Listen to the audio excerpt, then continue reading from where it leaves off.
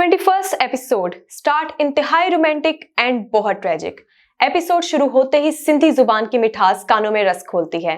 शायर की जुबानी आशिक अपनी आजिज़ी का इजहार करता है। तेरे लिए गीत लिखना चाहता हूं लेकिन लफ्ज मिले तो कुछ लिखो ना।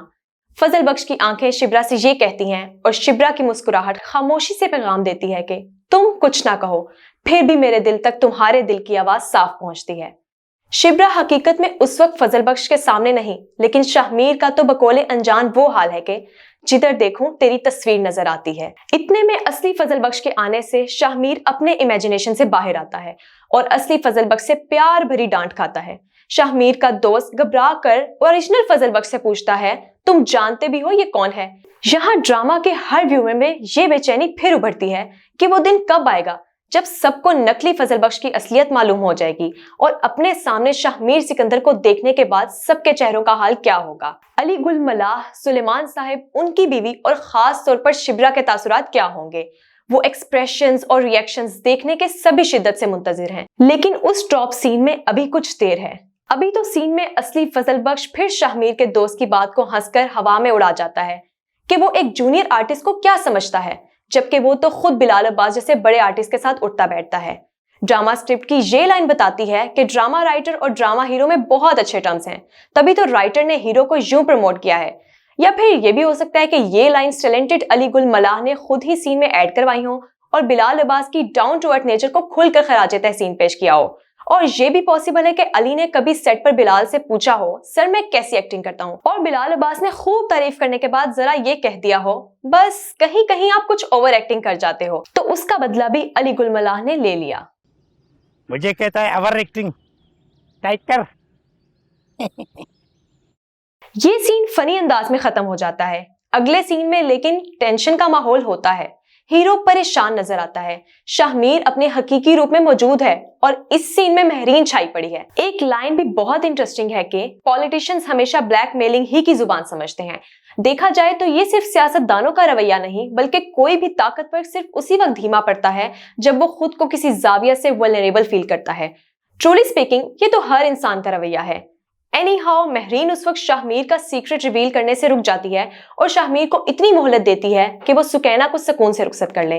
लेकिन शाहमीर के नसीब में अब सुकून कहाँ, अब तो कहानी खुलने लगी है और फजल बख्श का पोल खुलते ही शाहमीर की परेशानियां बढ़ने वाली हैं। अब ड्रामा अपने क्लाइमेक्स की तरफ बढ़ रहा है और क्लाइमेक्स से पहले अब शाहमीर को ज्यादातर परेशान और बेकरार ही दिखाई देना है। इस एपिसोड में भी सुकैना की शादी पर शाहमीर पहले तो फजल बख्श के रूप में फरहाद के हाथों परेशान रहता है। फरहाद, जो कि सुलेमान साहिब की पसंद के मुताबिक शिब्रा का होने वाला मंगेतर है, वो शिब्रा के पास पास ही रहने की कोशिश में मसरूफ है। शिब्रा को मुतासिर करने की खातिर वो नाच रहा है, झूम रहा है, मगर शिब्रा की आंखों का महवर तो उसका फजल बख्श है। अब मोहब्बत का दस्तूर ही ये है कि आपका दिल जिस पर निछावर हो जाता है, एक उसके सिवा आपकी मोहब्बत हासिल करने की कोशिश करने वाला हर इंसान आपको मसखरा लगता है और आपको उस पर तरस ही आता है। इसीलिए तो जो लड़की या लड़का या औरत या मर्द अपनी इज्जत खुद बहुत करता है, वो ऐसे किसी इंसान का दिल जीतने की कोशिश ही नहीं करता जो कि पहले ही अपना दिल किसी के आगे हार चुका हो। शाहमीर, जो शिब्रा पर अपना दिल हार चुका है, जब वो फरहाद को अपना दिल उसकी शिब्रा के कदमों में रखते हुए बार बार देखता है तो वो चिढ़ जाता है और आकर फरहाद को जिज करने लगता है और शिब्रा को उसके पहलू से भगाकर ही दम लेता है। यहाँ राइटर ने दिखला दिया है कि बंदा भले शाहमीर सिकंदर हो, जब वो आशिक बन जाता है तो इनसिक्योरिटी का शिकार हो ही जाता है। फिर वो सीन तो और भी इंटरेस्टिंग है जब सुलेमान साहिब की बहन उनके पहलू में आकर बैठ जाती है और क्लियर करती है कि धूमधाम से शादी करने का हुक्म तो उसे ऊपर से आया था। ऊपर से मतलब सुलेमान साहब के पूछने पर वो गड़बड़ा जाती है और फिर वो मक्कार औरत ऊपर को आसमान से जोड़ देती है और सबूत के तौर पे अपने ख्वाब का हवाला देती है कि जिसमें बड़ों ने आकर उसे ऑर्डर दिया था। सुलेमान साहिब ये सुनकर चुप कर जाते हैं और वो क्या करते, और हमारे इर्द गिर्द भी जब कोई इंसान अपनी किसी आरजू की तकमील की खातिर अपना कोई ऐसा ख्वाब सुना देता है कि जिसमें उसे किसी बड़े ने आकर उस काम को करने का फरमान सुनाया हो, तो हम भी चुप ही तो कर जाते हैं।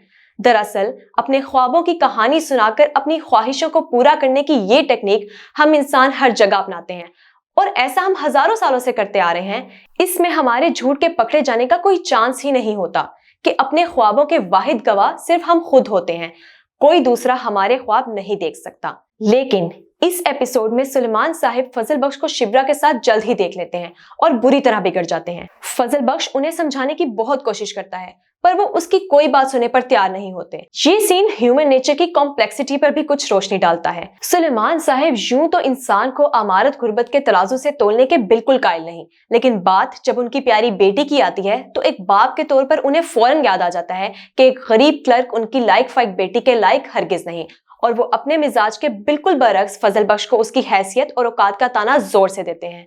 और यहाँ इस एपिसोड की बेस्ट लाइंस आती हैं।